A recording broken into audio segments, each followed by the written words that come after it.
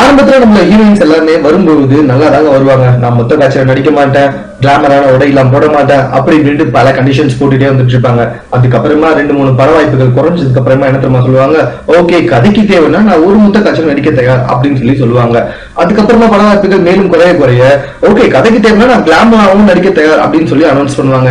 And then பட வாய்ப்புகளே இல்லைன்னு வச்சுக்கோங்களேன், ஓகே நான் எவ்வளவு மொத்த காட்சியோட நடிக்க தயாரா இருக்கேன், 2 பீஸ்ல கூட நான் நடிக்க தயாரா இருக்கேன் அப்படின்னு சொல்லிட்டு ஓப்பனா ஸ்டேட்மெண்டே கொடுத்துருவாங்க. சோ அதனால வந்துட்டு நம்மளோட தயாரிப்பாளர்கள் எல்லாருமே ஹீரோயின்ஸ் வந்துட்டு பட வாய்ப்புகள் இல்லாதப்ப அவங்க அணுகி அவங்கள ரொம்ப கிளாமரா நடிக்கிறதுக்கு பர்மிஷன் வாங்கிடுவாங்கன்னா பாத்துக்கோங்களேன்.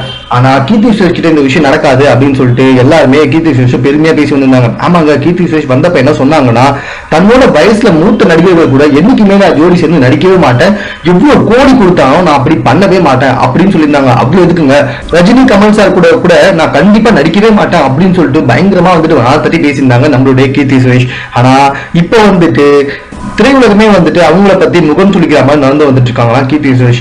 ஆமாங்க, 1.5 கோடி சம்பளம் ஓகேவா அப்படின்னு சொல்லி கேட்ட உடனே ஓகே நான் யாருக்கு நடிக்கிறேன் அப்படின்னு சொல்லியிருக்காங்க நம்மளுடைய கீர்த்தி சுரேஷ். ரொம்ப மூத்தவரான பவன் கல்யாணுக்கு ஜோடியா நடிக்கிறதுக்கு ஒப்பந்தம் ஆயிருக்காங்க நம்மளுடைய கீர்த்தி சுரேஷ். இதை பத்தி கேள்விப்பட்ட உடனே தமிழ் ஆக்டர்ஸ் எல்லாருமே வந்துட்டு என்ன பேசி வந்துட்டு இருக்காங்க அப்படின்னு சொல்லி பாத்தீங்கன்னா, இதுக்கப்புறமா கீர்த்தி சுரேஷ கொஞ்சம் கிளாமரா காட்டணும்னா பெரிய விஷயமே இல்ல, கொஞ்சம் எக்ஸ்ட்ரா சம்பளம் கொடுத்தாலே போதும் அப்படின்ற மாதிரி தயாரிப்பாளர்கள் எல்லாமே கீர்த்தி சுரேஷை பத்தி பேசி வந்துட்டு இருக்காங்க.